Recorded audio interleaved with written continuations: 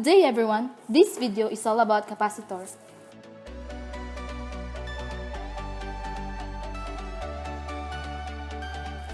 Capacitance is the ratio of the quantity of charge separated to the potential difference applied of an electrostatic system. To make it short, C is equal to Q over V. The standard unit of capacitance is the farad, which is equivalent to the coulomb over volt, or C over V. There are factors affecting the capacitance. The capacitance of a parallel plate capacitor is, first, it is directly proportional to the area of one plate. Second, it is inversely proportional to the separation between the plates. And lastly, it is directly proportional to the dielectric constant, or as we all know, the kappa of the material between the plates.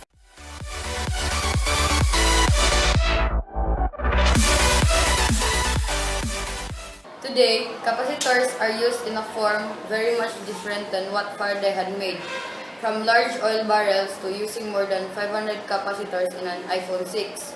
Advancements in capacitor have been really interesting. Capacitors have usage in today's world, but if looked upon closely, their main usage is owed to the following characteristics. First, high-density power storage. Second, low-frequency filtering. These complement many new applications characterized by widely varying energy requirements, such as with smartphones and cars. In the world of smartphones, you must have heard of terms such as capacitive touch and resistive touch. Making rounds, resistive touch was the touch featured in the first touch-sensitive phones. This was only prior to the introduction of capacitive touch in the market by Apple in 2007. With the release of their first iPhone. Third, power factor correction. Electric supplies to households are in the form of AC signals, which are necessarily sinusoidal waveforms. Any pure sinusoidal voltage is produced by an ideal AC generator built with finely distributed stator and field windings that operate in a uniform magnetic field. Fourth, whenever an electronic device receives strong electromagnetic signals, currents can be induced. Fourth, EMI filtering. An EMI filter, or electromagnetic interference filter, is an electronic passive device which is used in order to suppress interference that is present in a signal, or for that matter on a power line. Most EMI filters consist of components that suppress differential and common mode interference. Lastly, supercapacitors and hybrid cars. Supercapacitors are positioned between capacitors and battery as long as their usage goes. They can store far more energy than a conventional capacitor with a solid dielectric, while capacities may lag that of batteries. But when supercapacitors are sufficiently charged for an application, they have several advantages, such as they turn on immediately, charge quickly, and require simpler charging circuits.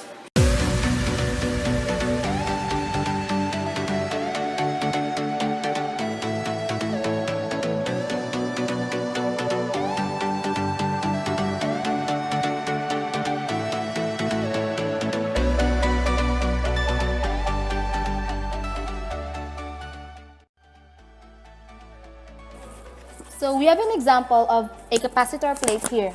So what happens in a capacitor? As the electrons, the charge, build up the plate, two things happen.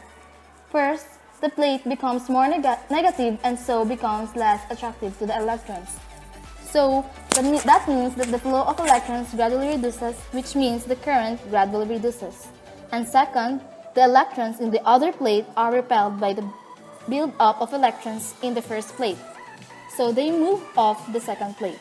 The electrons leaving the second plate complete the circuit.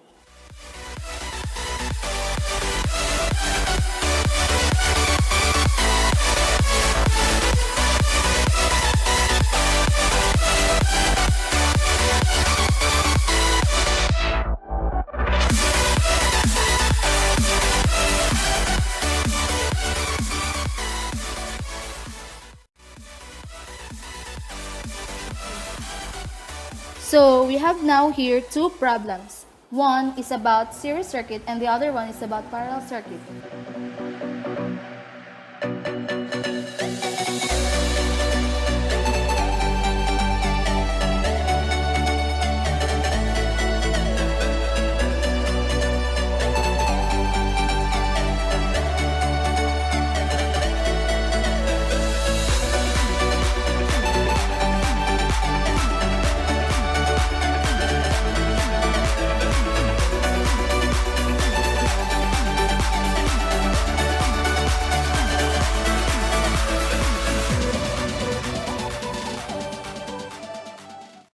The formula for the series circuit is equal to 1 over C1 plus 1 over C2 plus 1 over C3. So this is equal to the total capacitance of a series circuit. So now we need to add 1 farad, 2 farad, and 3 farad. So we will have C total is equal to 1 over 1 farad plus 1 over 2 farad plus 1 over 3 farad. Overall, we will get the answer 0.55 farad.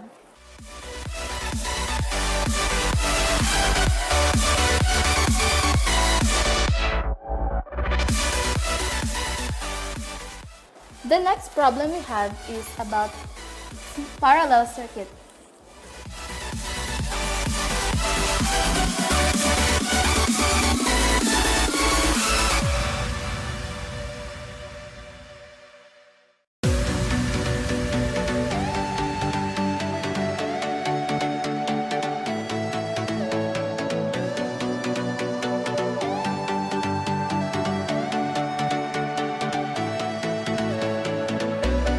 In parallel circuit, the formula to be used is just C1 plus C2 plus C3.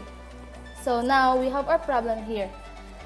So we will solve it by using the formula of the total capacitance of a parallel circuit. So CT is equal to 1F plus 2F plus 3F. Overall, we will get 6F.